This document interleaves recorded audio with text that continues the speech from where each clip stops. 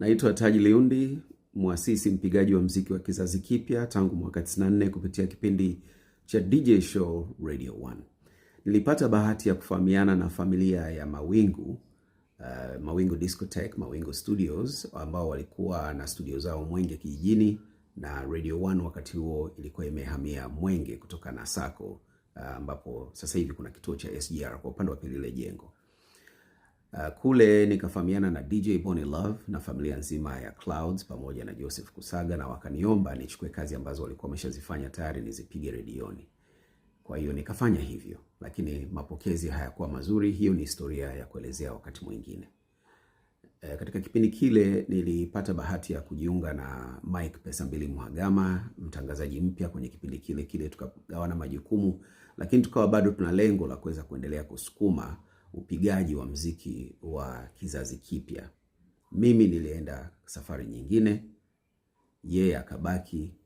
Yeye ndo aliyebuni jina la Bongo Flava katika kipindi kile, katika jitihada ambazo aliendelea nazo.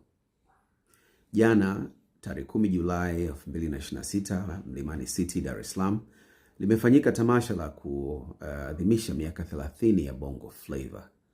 Mimi nadhani ni miaka 32 kwa uhakika, kwa uasisi na kwa jitihada tulizozifanya miaka hile tangu mwaka 94. Nachoweza kusema ni kwamba hii ni nembo inayotambulisha vijana wa Tanzania na jitihada zetu kisanii. Ni tasnia. Imekuwa sana. Imeweza kutengeneza mnyororo wa thamani mkubwa sana kwa miaka mingi sana. Na hizi jitihada kama hizi mimi nazipongeza. Sina shaka nazo kabisa, ziko sawa.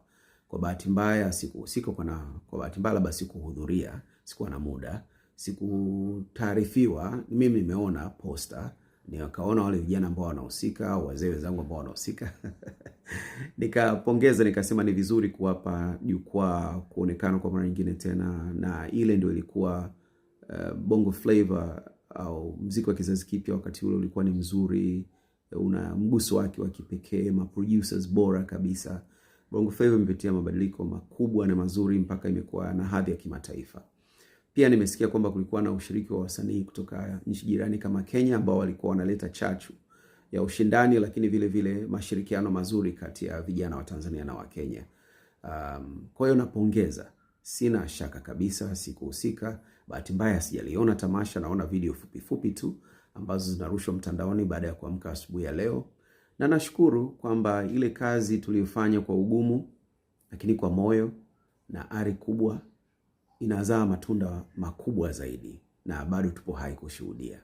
Naamini Mike Pesambili Mhagama, nimeona anauza kitabu chake, na niliona ameandika sehemu kwamba meza yake itakuwepo pale. Naomba kwamba watu wengi watakuwa wamesoma hicho kitabu ili kuweza kufahamu harakati za kujenga muziki wetu na nembo yetu hii.